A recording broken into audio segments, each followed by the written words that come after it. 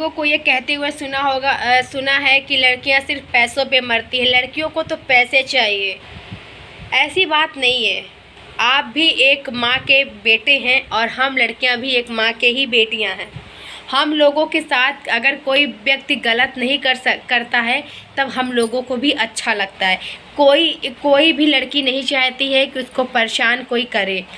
हम लोगों की भी अपनी पर्सनल लाइफ होती है। हम लोगों को भी जीने का हक है।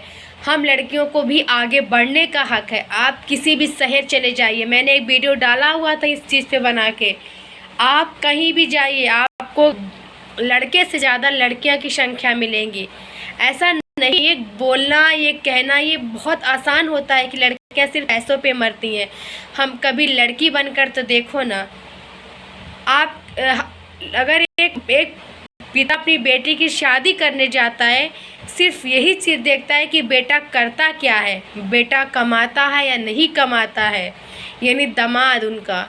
और जब लड़के वाले आते हैं लड़की को देखने के लिए तो उसके आँख, कान, नाक, सब हाथ गोड़ सब कुछ देख लेते हैं कि लड़की चलती तिरछी तो नहीं है, कहीं देखती तिरछी तो नहीं है। हम लोगों के साथ कितना क्या होता है, फिर भी हम लोग कभी किसी को बोलते नहीं हैं। तो ये कहना गलत होगा कि लड़कियां सिर्फ पैसों पे मरती हैं। आपके ही माता पिता अगर हम लड़कियों को देखने आते हैं ना, दोस्तों मेरी ताई जी हैं, मैं दूसरों को क्या बताऊँ, मेरी ताई जी हैं, उनकी बेटी नहीं है। वो अपने बेटा, मेरे भैया यानी उनका बेटा है, 4 बेटे हैं, मेरे पापा के भाई के लड़के हैं।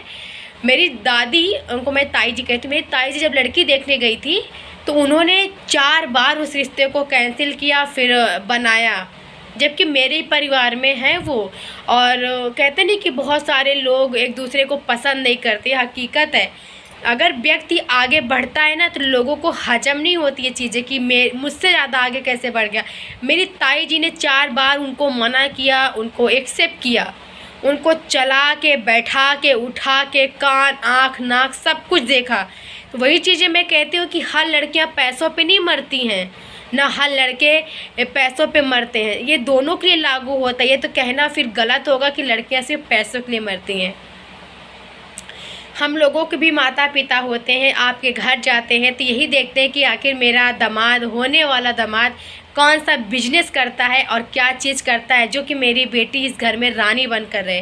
लेकिन शादी होते ही लोग रंग बदलने लगते हैं। रानी क्या, बेटी और कुछ बन के रहती है उस घर में। आप कोई जवाब दे सकते हैं हमें?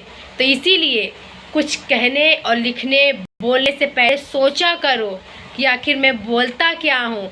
सबके घर में एक एक भगवान जी बेटी दे रहे ताकि लोग बेटियों की दर्द समझ पाए। वह अन्यथा बेटियों का दर्द कोई भाई, कोई पिता, कोई माँ समझ ही नहीं पाएगा। यानी सास ससुर को भी एक माँ का दर्जा दिया जाता है।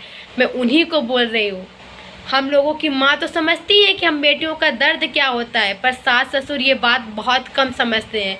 उनको अभी समझाना बहुत ज़रूरी है। Thank you.